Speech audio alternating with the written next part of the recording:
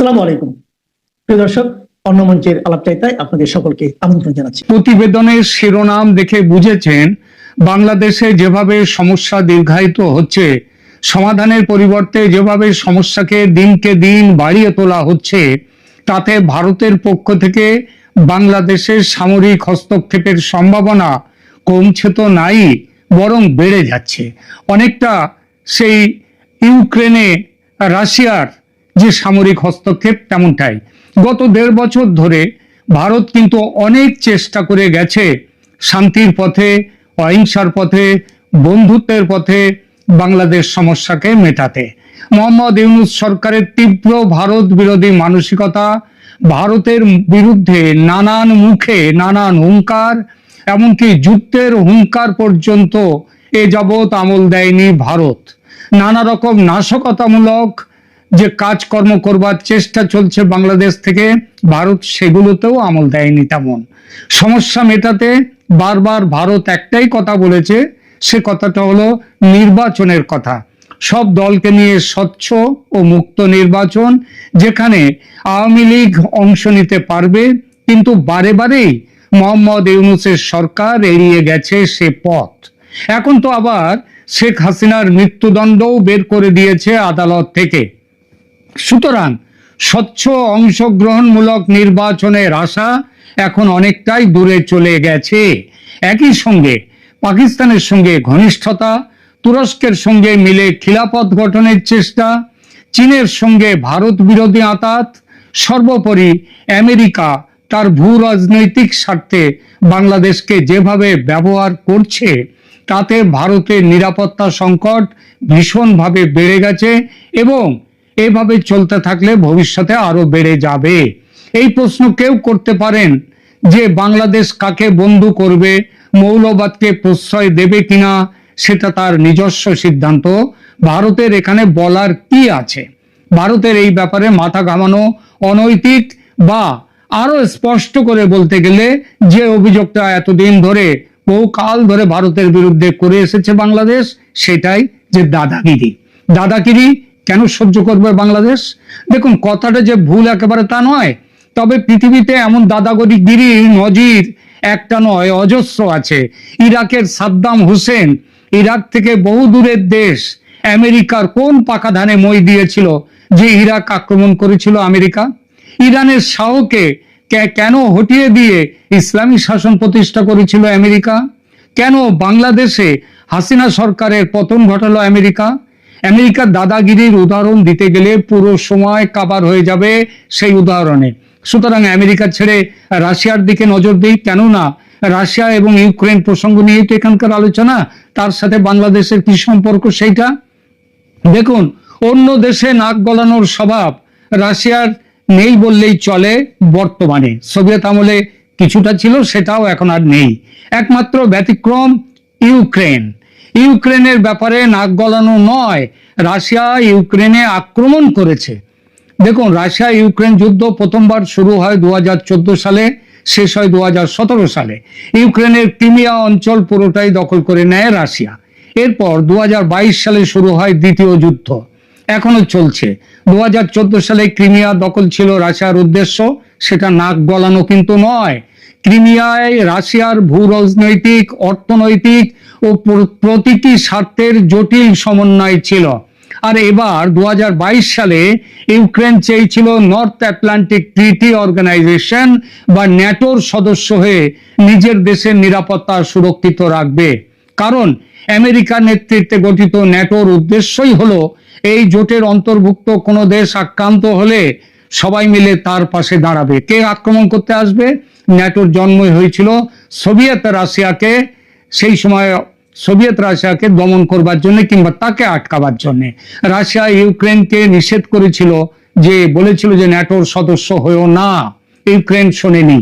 আমেরিকার প্ররোচনায় অন্যান্য ইউরোপীয় ন্যাটো সদস্য দেশগুলোর বুদ্ধিতে আবেদন করেছিল সদস্য পদের জন্য, রাশিয়ার সব আপত্তি উড়িয়ে দিয়ে। রাশিয়া ক্রুদ্ধ হয়ে ঝাঁপিয়ে পড়ে তখন ইউক্রেনে। ইতিমধ্যে ইউক্রেন শ্মশান হয়ে গেছে, তার বিরাট ভূখণ্ড রাশিয়ার দখলে। ইউক্রেনের সঙ্গে বর্তমান বাংলাদেশের অদ্ভুত একটা মিল আছে, এবং তেমনই মিল রাশিয়ার সঙ্গে ভারতের।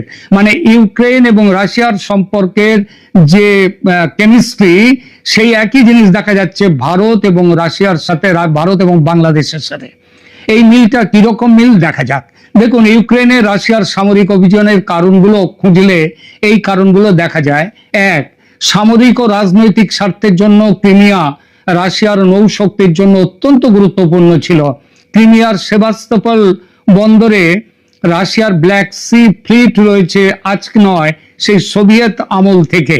ক্রিমিয়া থেকে রাশিয়া শুধু কৃষ্ণ সাগরই নয়, বরং পূর্ব ভূমধ্য সাগর, মধ্যপ্রাচ্য, দক্ষিণ ইউরোপ অঞ্চলে দ্রুত নৌ ও ক্ষেপণাস্ত্র, মানে তাদের আকাশ শক্তি ব্যবহার করতে পারে।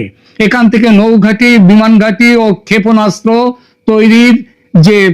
তৈরি করে রাশিয়া নিজেকে আঞ্চলিক পরাশক্তি, সামরিক পরাশক্তি হিসেবে প্রতিষ্ঠা করেছে। যা ন্যাটো যদি এখানে আসে, তাহলে রাশিয়ার সেই প্রতিষ্ঠা আর থাকে না। ইউক্রেন ন্যাটোয় যোগ দিলে এখানে ন্যাটো তার সামরিক ঘাঁটি বানাবে। তাই রাশিয়া 2014 সালে দখল করে নিল ক্রিমিয়া নিজের সুরক্ষার জন্য।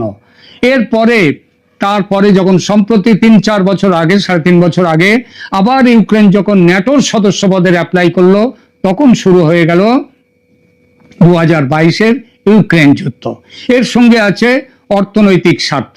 ক্রিমিয়াকে ঘিরে কৃষ্ণ সাগরের সীমানা জুড়ে বিপুল পরিমাণ অফশোর মানে সমুদ্রের অভ্যন্তরে তেল ও গ্যাসের বিপুল রিজার্ভ। ক্রিমিয়াকে দখলে নিতে পারলে তার মালিক হবে রাশিয়া। আবার ক্রিমিয়াকে দখলে রাখতে পারলে, যদি ইউক্রেন দখলে রাখতো, তাহলে ন্যাটো তার মালিক হয়ে যেত। বাণিজ্য ও সমুদ্রপথে ক্রিমিয়ার অবস্থান অত্যন্ত গুরুত্বপূর্ণ। স্থানীয় অর্থনীতি, কৃষি ও পর্যটন শিল্পে ক্রিমিয়ার স্থান বিখ্যাত। ক্রিমিয়ার মাটি এত সুন্দর যে সেখানকার মাটি এবং ইউক্রেনের মাটি সব নিয়ে যাওয়া, হিটলার সেই মাটি জাহাজ ভর্তি করে জার্মানিতে নিয়ে যাওয়ার চেষ্টা করেছিলেন, জার্মানির ফসল ভালো হবে তার জন্য। আর এসবের উপরে আছে একটি ঐতিহাসিক ভুলকে সংশোধন করা। কি ভুল ছিল? সোভিয়েত আমলে ক্রিমিয়া ছিল সোভিয়েতের রাশিয়ান প্রদেশের মধ্যে, রুশ প্রদেশের মধ্যে। 1954 সালে ক্রুশ্চেভ তিনি ক্রিমিয়াকে করলেন কি, রাশিয়ার প্রদেশ থেকে সরিয়ে নিয়ে ইউক্রেন প্রদেশে যুক্ত করলেন। ইউক্রেন এবং রাশিয়া তখন একই রাষ্ট্রের অংশ, তাই অসুবিধা হয়নি। কিন্তু 1991 সালে সোভিয়েত ভেঙে যায়, আলাদা রাষ্ট্র হয় ইউক্রেন ও রাশিয়া। গোলমালের শুরু তখন থেকে। রাশিয়া বোঝে বড় ভুল হয়ে গেছে ক্রিমিয়াকে ইউক্রেনকে দেওয়ার ফলে। 2014 সালে ভুল শুধরে ক্রিমিয়া আক্রমণ করে দখল করে নেন রাশিয়ার প্রেসিডেন্ট ভ্লাদিমির পুতিন। তারপর একটি গণভোটের মাধ্যমে ক্রিমিয়ার জনগণ বলে তারা রাশিয়ার অংশ হয়ে থাকতে চায়, এবং তখন থেকেই ক্রিমিয়া রাশিয়ার মধ্যে চলে গেছে। এই প্রসঙ্গে এটাও বলার, ক্রিমিয়ার জনগণের বড় অংশ রাশিয়ান এবং তাদের মাতৃভাষা কিন্তু রুশ। 2022-এ রাশিয়া যে আক্রমণ করলো ইউক্রেন, তার বড় কারণ ইউক্রেন প্রেসিডেন্ট জেলেনস্কির রুশ বিরোধী অবস্থান, ন্যাটোর সদস্য পদের আবেদন। রাশিয়া তার নিরাপত্তার স্বার্থে তখন ইউক্রেন আক্রমণ করলো। সারা পশ্চিমী দুনিয়া রাশিয়ার বিরুদ্ধে জোট বেঁধে ইউক্রেনকে সামরিক, অর্থনৈতিক সব রকম সাহায্য দিয়ে তারপরে রাশিয়ার বিরুদ্ধে একের পর এক নিষেধাজ্ঞা বা স্যাংশন জারি করেও দমাতে পারা যায়নি রাশিয়াকে। এখন শান্তি চুক্তি করতে তৎপর আমেরিকা ও ইউরোপের বাকি দেশগুলো। রাশিয়া ইতিমধ্যে ইউক্রেনের বিরাট ভূখণ্ড, দক্ষিণ পূর্ব ইউক্রেনের বিরাট ভূখণ্ড দখল করে নিয়েছে। বলেছে যে চুক্তি হোক না কেন, জমি দখল করা জমি রাশিয়া ছাড়বে না। ইউক্রেনের এই পরিস্থিতির সঙ্গে বাংলাদেশের অদ্ভুত মিলগুলোকে এবার লক্ষ্য করুন। এক এক করে সেই মিলগুলোর কথা খুব ছোট্ট করে বলি।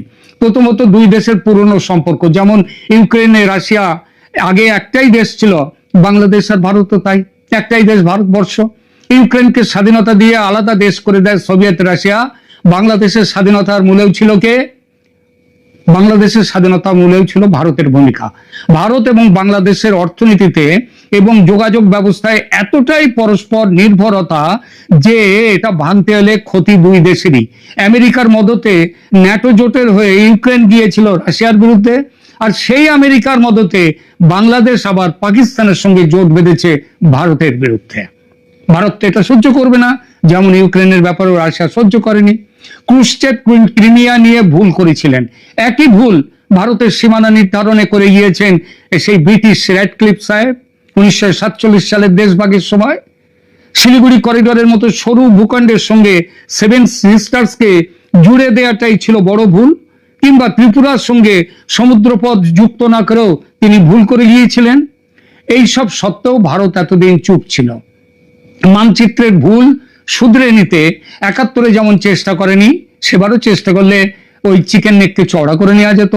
এমনকি চট্টগ্রাম বন্দরের যে মাঝখানে যে সরু 28 কিলোমিটারের মতো ত্রিপুরা থেকে চট্টগ্রাম বন্দর, সেই জায়গাটার জন্য অন্য ব্যবস্থা করে নিতে পারত, ভারত করেনি। তারপর 54 বছর কেটে গেছে, স্বাধীন হয়েছে বাংলাদেশ, তারপরেও চেষ্টা করেনি। গত 15 বছর বরং উল্টে ওই 3 বিঘা যেখানটায় করিডোরগুলো ছিল সেখানটায় যে চুক্তি করেছে, সেই চুক্তিতে ভারতের জমি বেশি গেছে, বাংলাদেশের জমি কম গেছে। গত 15 বছর বাংলাদেশে ছিল শেখ হাসিনার দূরদর্শী শাসন। তার আগের বছরগুলির বেশিরভাগই ছিল আবার ভারতে কংগ্রেস দলের অদূরদর্শী শাসন। ওদিকে শেখ হাসিনার দূরদর্শী শাসন এবং তার আগের বছরগুলোর বেশিরভাগ ছিল ভারতে আবার অদূরদর্শী শাসন। তাই মানচিত্রে হাত পড়েনি দুই দেশের। কিন্তু এখন ভারতে মোদির শাসন, তিনি আবার পুতিনের মতোই অনেকটাই রাফ অ্যান্ড টাফ। বাংলাদেশের সঙ্গে পুরনো সম্পর্কের দিকে চেয়ে তিনি এ পর্যন্ত মোহাম্মদ ইউনূসের সব রকমের কি বলবো বাঁদরামি বলা যায়, বাঁদরামি মেনে নিয়েছেন। কিন্তু আর নয়, রংপুর আর চট্টগ্রামের মানচিত্র এবার পাল্টে যাবে ক্রিমিয়ার মতো। এ কথা কিন্তু নয়াদিল্লির বিভিন্ন মহলে ঘুরে বেড়াচ্ছে। নয়াদিল্লির বিভিন্ন সূত্র জানাচ্ছে অপেক্ষার পালা, মানে ভারতের অপমান সহ্য করেও চুপচাপ থাকার পালা এবার শেষ। আর মাত্রই কয়েকটা দিন। ফেব্রুয়ারির নির্বাচন স্থগিত হলে কিংবা আবার আমেরিকার মদতে সেই নির্বাচনে আওয়ামী লীগকে অন্তর্ভুক্ত না করলে ভারতের পক্ষে আর চুপ করে থাকা সম্ভব হবে না। কারণ আরো যদি চুপ করে থাকা হয় তাহলে ভারতের সামনে ভারতের সুরক্ষা প্রতিরক্ষার ক্ষতি। বাংলাদেশে ভারত এমন পরিস্থিতি হলে যদি নির্বাচন না হয় কিংবা আওয়ামী লীগকে বাদ রেখে নির্বাচন হয়, তাহলে বাংলাদেশে ভারতের সামরিক অভিযান অনিবার্য।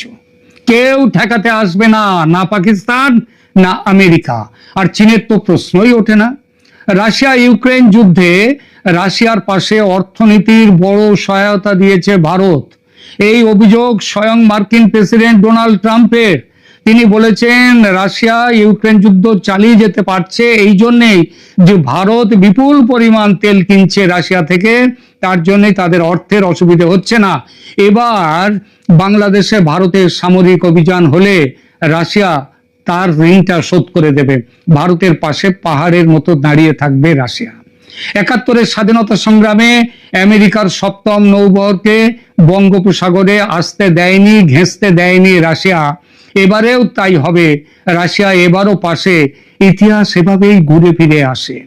ডিসেম্বরের 4 ও 5 তারিখে ওই যে ভ্লাদিমির পুতিন ভারতে এসে প্রায় 200-র মতো প্রতিনিধি নিয়ে এসেছিলেন, তাদেরকে নিয়ে এসে বহু রকমের চুক্তি করে গেছেন, এখানে বহু রকম কথা হয়ে গেছে। এবং সেটা তিনি এই কথাটিও বলে গেছেন যে ভারতের পাশে যদি বাংলাদেশ নিয়ে ভারত সামরিক অভিযান করে, রাশিয়া ভারতের পাশে। ধন্যবাদ। চিরাচরিত পলিটিক্যাল টাউটামি করতে গিয়ে এবার নিজ নির্বাচনী এলাকায় ধরা খেয়েছেন ব্যারিস্টার ফুয়াদ। আমরা সকলেই জানি এবি পার্টির সাধারণ সম্পাদক ব্যারিস্টার ফুয়াদ, যিনি আগামী নির্বাচনে শকুনটা হচ্ছে আসলে অনেকে তার চেহারার দিকে বলেন ঈগল পাখি মার্কায়, তিনি এবি পার্টির পক্ষ থেকে নির্বাচন করতে যাচ্ছেন। এবং তার নির্বাচনী এলাকায় যাওয়ার পরে তিনি যে টাউটামিটা করতে চেয়েছিলেন সেই টাউটামির বিপরীতে স্থানীয় বিএনপি এবং বিএনপির অঙ্গ সংগঠনের সমর্থিত লোকজন তাকে প্রথমবারের মতো প্রতিহত করেছে। আপনারা অনেকেই আসলে পুরো ঘটনাটা জানেন না। না জানার কারণে অনেকে ভাবছেন যে এই যে ব্যারিস্টার ফুয়াদ, যার কথা আমাদের আমজনতা পার্টির তারেক বলেছেন যে তার দেখলেই মনে হয় যে তার কপালের মধ্যে একটা পাকিস্তানি মানচিত্র আঁকা, সেই ফুয়াদকে আপনারা হয়তো অনেকে ভেবেছিলেন যে সে বলেছে যে 16ই ডিসেম্বরের বিজয় দিবসের স্বীকার করে না, সে নতুন বিজয় দিবসের সন্ধানে আছে এবং সেই বিজয় দিবসের খোঁজে গিয়ে হয়তো সে ওইখানের মধ্যে গণধুলাই খেয়েছে বা গণধুলাইয়ের উপক্রম হয়েছিল। মোটেও তা নয়। গোটা বাংলাদেশে জামাত শিবিরের যে নতুন পলিটিক্যাল এজেন্ডা, যে এজেন্ডার একটা পার্ট হিসাবে ব্যারিস্টার ফুয়াদ সেখানে গিয়েছিলেন, এবং আমরা যারা শহরবাসী নগরবাসী অনেক বড় বড় রাজনৈতিক বোদ্ধা এই প্যাচটা বুঝতে পারি না, স্থানীয় বরিশালের নেতাকর্মীরা সেটা খুব দ্রুতই বুঝতে পেরেছেন, এই জন্য তাদেরকে আমি অভিনন্দন জানাই। আপনারা অনেকেই জিজ্ঞেস করবেন যে এইখানে আবার ভাই জামাত শিবির কোথা থেকে পাইলেন, কোথা থেকে আপনারা এই নতুন রাজনীতি নিয়ে আসলেন, কিসের রাজনীতি? রাজনীতিটা আমি একটু আপনাদেরকে বুঝিয়ে বলি। গোটা বাংলাদেশে আওয়ামী লীগ তো মাইনাস, আওয়ামী লীগের গল্প এখানে না বলি, আওয়ামী লীগরে তো নির্বাচনের খেলায় নিবে না। এখন বিএনপিকে -2 ফর্মুলায় ফেলার জন্য যে -2 দীর্ঘদিন ধরে চলছিল, সেই প্রক্রিয়াটা যেহেতু এখন সেই সুশীল সমাজের সরকার প্রতিষ্ঠিত হয়েছে, বিএনপিকে এখন মাইনাস করা হবে, এবং সেই মাইনাসের জন্যই সারা বাংলাদেশে বিএনপি বিরোধী একটা প্রপাগান্ডা প্রচার চালানো হচ্ছে, এবং সেই প্রচারটা হচ্ছে যে বিএনপি সবখানে চাঁদাকে শেষ করে ফেলতেছে, সব টেম্পু স্ট্যান্ড দখল করে শেষ করে ফেলতেছে, সব সব সব সব শেষ করে ফেলতেছে। এই প্রক্রিয়া এবং প্রজেক্টের আন্ডারে এই ব্যারিস্টার ফুয়াদ এবং তাদের যে গোষ্ঠী নতুন একটা জোট করেছেন, আপনারা দেখেছেন জামাতের 3টা অঙ্গ সংগঠন একসাথে মিলেছে, যেটা হচ্ছে একটা এনসিপি, একটা হচ্ছে এবি পার্টি, ব্যারিস্টার ফুয়াদের সাবেক শিবির নেতারা মিলে যে এই জামাতের যে ছোট দোকানটা খুলেছেন, এবং আরেকটা হচ্ছে এটার নাম হচ্ছে রাষ্ট্র সামথিং, রাষ্ট্র সংস্কার আন্দোলন, যারা দীর্ঘদিন ধরে রাষ্ট্র সংস্কার করে আসছেন, একটু বাম ঘরানার লোকজন। তো এই 3জন মিলে ডক্টর মোহাম্মদ ইউনূসের যে বইটা আছে 30, সেরকম একটা 30 জোট করেছেন তারা। এখন প্রশ্ন হচ্ছে যে তাইলে তারা তো জামাতের সাথে নাই, 8 দলের সাথে নাই, তাইলে এই 30 জোট করার পরেও আপনি কেন বা আপনারা কেন ভাবছেন যে এটা বৃহত্তর রাজনীতির একটা গেম? বৃহত্তর রাজনীতির একটা গেম হচ্ছে এদেরকে দেওয়া হয়েছে হাউস দ্যাট বলার জন্য। এরা, আপনারাও জানেন আমরাও জানি, 30 থেকে আসলে 3টা আসনও সারা বাংলাদেশে এরা প্র্যাকটিক্যালি পাবে না। মানে যদি না ওয়াকার এবং তার যে মানে জামাত সমর্থিত যে সামরিক বাহিনীর অংশ আছে, তারা যদি কোনো ধরনের বড় কারচুপি কিছু না করে থাকে, এরা আসলে একটা আসনও পাওয়ার মতো অবস্থা তাদের কোনো নির্বাচনী এলাকায় নাই। তাহলে এদের কাজ কি? এদের কাজ হবে জেলায়, বন্দরে, এখানে ওইখানে ঘুরে বেড়ানো, এবং বিএনপি কি যে একটা খুবই চাঁদাবাজ দল, খারাপ দল, জঙ্গি দল, এবং ইত্যাদি ইত্যাদি ইত্যাদি, এটা বারবার বারবার বলা। আপনারা যদি নাসির পাটোয়ারির বক্তব্যগুলো খেয়াল করে থাকেন, আপনারা দেখবেন যে প্রতিনিয়ত তারা দীর্ঘদিন ধরে, তারা কিন্তু জামাতকে ওইভাবে আক্রমণ করে নাই, প্রতিনিয়ত নাসির পাটোয়ারিরা শুরু থেকে বিএনপিকে আক্রমণ করে করে যাচ্ছে, এবং যেসব জায়গায় বিএনপির বড় বড় নেতারা আছেন এইসব জায়গায় গিয়ে, যেমন কক্সবাজারের সালাউদ্দিনের এখানে তো মাইর খাইয়ে কোনো রকমের যান নিয়ে বেরোয় আসছে, এপিসি ছাড়াই বেরোয় আসছে অবশ্য। এই প্রক্রিয়া এবং প্রজেক্টের ভিতরে এখন এই 3 রাজনৈতিক দলকে এক করা হয়েছে, এবং সেটাই হয়েছে। ব্যারিস্টার ফুয়াদের ঘটনাটা কি হয়েছে দেখেন। তিনি সেখানে একটা সেতু উদ্বোধন করতে গিয়েছেন, মানে উনি উদ্বোধন করতে যান নাই, সরকারের উপদেষ্টা ওইখানে গিয়েছেন, 2 জন উপদেষ্টা গিয়েছেন এখানের মধ্যে, এবং যেহেতু তার নির্বাচনী এলাকায় খুব স্বাভাবিকভাবেই তিনি সেখানে উপস্থিত আছেন। উদ্বোধন শেষ হয়ে গিয়েছে, সেতুর কাজ শুরু হচ্ছে। ব্যারিস্টার ফুয়াদ ওইখানের মধ্যে তার মলম, তার ট্যাবলেট বেচা শুরু করে দিয়েছেন। আমরা যেটা বলি যে রাস্তার পাশে মজমা বসিয়ে ট্যাবলেট বেচা, সেটা শুরু করে দিয়েছেন। কিভাবে শুরু করে দিয়েছেন? তারকে যখন সাংবাদিকরা জিজ্ঞেস করতেছে, উনি বলছেন চাইনিজ কোম্পানি অনেক যুদ্ধ করে নাকি তারা এই ব্রিজের কাজের জন্য নিয়ে এসেছেন, এবং চাইনিজ কোম্পানি কাজ করতে পারছে না, কারণ এইখানের মধ্যে চাঁদাবাজি দাবি করা হচ্ছে, বালু দিব, ইট দিব, সিমেন্ট দিব বলে বিভিন্ন লোকজন এখানের মধ্যে ডিস্টার্ব করেছে। লক্ষ্য করে দেখছেন, বিদেশের যে কোনো কোম্পানি, সেটা চাইনিজ হোক, কোরিয়ান হোক, এই বাংলাদেশে বিশেষ করে চাইনিজ কোম্পানিরা গত রেজিমের সময় আমরা দেখেছি অসংখ্য বড় বড় প্রজেক্ট করেছে। চাইনিজ কোম্পানিগুলো জানে বাংলাদেশের প্রেক্ষাপটে কিভাবে ব্যবসা করতে হয়, কিভাবে কন্ট্রাক্টর সাবকন্ট্রাক্টর নিয়োগ করতে হয়, এগুলোর মধ্যে চাঁদাবাজি থাকে, লোকাল বিভিন্ন ধরনের দুর্নীতি এটা থাকে। সেই চাইনিজ কোম্পানি যখন এখানে এসে কাজ করছে, তারা এটা ধরে নিয়েছে যে স্থানীয় বিভিন্ন ধরনের জিনিস তাদেরকে ম্যানেজ করে চলতে হবে, অথবা হয়তো না। কিন্তু চাইনিজ কোম্পানি যদি কোনো ধরনের বাধার সম্মুখীন হয়, তাদের কাজ হচ্ছে সরকারের কাছে যাওয়া, উপদেষ্টাদের কাছে যাওয়া, পুলিশ আছে, র্যাব আছে, সেনাবাহিনী ডেপ্লয় করা আছে, স্থানীয় আর্মির কাছে গেলে কিন্তু আমরা জানি যে আর্মি এইসব ব্যাপারে বেশ কঠোর পদক্ষেপ নিয়ে থাকে। সবকিছু বাদ দিয়ে চাইনিজ কোম্পানি ব্যারিস্টার ফুয়াদের কানে কানে এসে বলে গিয়েছে চাঁদাবাজির কথা। এটা বিশ্বাস করতে হবে? বিশ্বাস করার কিছু নাই। কিন্তু এই সুযোগে যে কোনো জায়গায় জনসম্পৃক্ততা দেখার সাথে সাথে বিএনপিকে একেবারেই নোংরা ন্যাংটো করে ফেলার, মানে আমি বলছি না যে বিএনপি ফেরেস্তার দল, বিএনপি খুব ভালো দল, কিন্তু আপনারা দেখবেন একটা কম্বাইন্ড আক্রমণ বিএনপির বিরুদ্ধে শুরু হয়েছে, এবং সেই শুরুর একটা প্রজেক্ট হিসেবে এই 30 পার্টি বিএনপির বিরুদ্ধে আছে, যাতে জামাত একলা শুধু বললে হবে না। আপনারা জানেন জামাত সব সময় দলে বলে চলে, মানে একটা কথাই আছে এখানে যে বাঘ চলে একলা আর ফেউ চলে দলে বলে, বা আমরা যদি ওইভাবে বলি যে বাঘ চলে একলা, হায়না চলে দলে বলে। তো জামাত আসলে দলে বলে চলে, এবং তাদের অনেকগুলো ছাত্র সংগঠন থাকে, বৈষম্য বাদ দেন, দল নিরপেক্ষ ছাত্র সমাজ, সাধারণ ছাত্র সমাজ, তৌহিদি ছাত্র সমাজ, বিভিন্ন দোকান থাকে। একইভাবে রাজনৈতিক সংগঠনের মধ্যে তারা অনেকগুলো দোকান খুলেছে, এবং এইগুলোকে গুছিয়ে আনার জন্য এখন 30 করেছে। 3টাই প্রতিষ্ঠিত জামাত সমর্থিত রাজনৈতিক দল। এবং আপনারা দেখবেন ব্যারিস্টার ফুয়াদের উপরে যখন আসলে কোনো হামলাই হয় নাই, তাকে যখন ভুয়া ভুয়া বলে ওই এলাকা থেকে বিএনপির লোকজন তাড়িয়ে দিয়েছেন, সাথে সাথে সবচেয়ে বেশি আঘাত লেগেছে মার্চে, মাসির দরদ বেশি 03 মানে এবি পার্টি প্রতিক্রিয়া দেখানোর আগে কিন্তু আমাদের ন্যাশনাল কমেডি পার্টির চিলড্রেন পার্টির চিলড্রেন নেতা নেত্রী যারা আছেন তারা ব্যাপক প্রতিক্রিয়া দেখানো শুরু করেছেন। আমি দেখলাম যে তাসনিম যারাও বলছেন যে কি হলো, একটা আপনি যদি একজনের সাথে দ্বিমত পোষণ করেন কোনো সমস্যা নাই, তাই বলে তার গালে কি তার চামড়া খুলে ফেলতে হবে। আমি প্রথমে ভেবেছিলাম যে উনি ভাবছেন যে মানে এই দেশে গরু ছাগলের চামড়া এত কম দামে বিক্রি হয়, তো আর এই চামড়া খুলে লাভ কি, এইভাবে হয়তো উনি এটাকে বুঝাতে চাচ্ছেন মেডিকেল সায়েন্স থেকে। পরে বুঝলাম যে না, উনি স্পেসিফিক ফুয়াদের চামড়া খুলে নেওয়ার কথাই বলছেন। এই যে দেখেন, এই তাসনিম জারারা যাদেরকে আমরা মনে করি শিক্ষিত, প্রগতিশীল, সুন্দর তরুণ সমাজের একটা আদর্শ হতে পারতেন, এরা কিন্তু কিভাবে এই জামাতি পারপাসটা এবং এই ট্র্যাডিশনটা সার্ভ করে যায়। মানে সারা বাংলাদেশে মব করে উল্টায় ফেলছে, মুক্তিযোদ্ধাদের টুটি চেপে ধরা হয়েছে এই ঢাকা শহরে। এই ঢাকা শহরে রিপোর্টার্স ইউনিটিতে নন আওয়ামী লীগার, মানে যাদেরকে আমরা বলি লালবদর, এই লালবদরদের একটা সমাবেশের মধ্যে দেখবেন যে মুক্তিযুদ্ধের টুটি চেপে দেওয়া হয়েছে, যেখানের মধ্যে লতিফ সিদ্দিকীকে গ্রেফতার করা হয়েছিল, মঞ্জুর হক পান্নাকে গ্রেফতার করা হলো, আরো কার কার জন্য গ্রেফতার করা হয়েছে ওইখানের মধ্যে। এইসব নিয়ে কি তাসনিম জারারে কখনো কথা বলতে দেখেছেন? দেখেন নাই। যখন গোপালগঞ্জে বঙ্গবন্ধুর বাড়ি ভাঙ্গার প্রকাশ্য উস্কানি দিয়ে চলো চলো গোপালগঞ্জ বলো চলো বলে এরাই কি প্রচারণা করে নাই? যদিও গোপালগঞ্জে এরা মায়ের খেয়ে এপিসি চেপে চলে এসেছে এবং ওয়াকারকে গোপালগঞ্জে গণহত্যা চালানোর একটা সুযোগ করে দিয়েছে, সেটা অন্য আলাপ।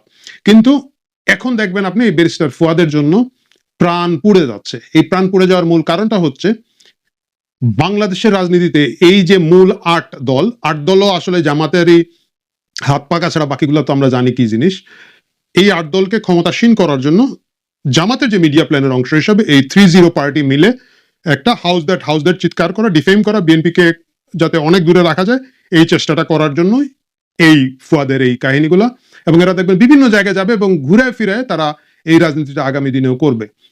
এই রাজনীতি করার শুরুতেই বরিশালের লোকজন এটাকে প্রতিহত করেছেন, বরিশালের বিএনপি এবং বিএনপি অঙ্গ সংগঠনগুলো রাইটলি তখনই তারা প্রতিহত করেছেন। আমি তাদের রাজনৈতিক প্রজ্ঞাকে শুভেচ্ছা জানাই, প্রশংসা করি। এবং একই সাথে আমি বলতে চাই, এই যে জামাতের কি যেন এটা লেসপেন্সন নাকি বলে না, হয়ে সৈনিক হয়ে, পদাতিক সৈনিক হয়ে যারা রাজনীতি করার চেষ্টা করছেন, তারা আদৌ খুব বেশি দূর এগোতে পারবেন বলে আমার মনে হয় না। প্রিয় দর্শক, আপনাদের কি মনে হয়? মন্তব্যে জানিয়ে যাবেন।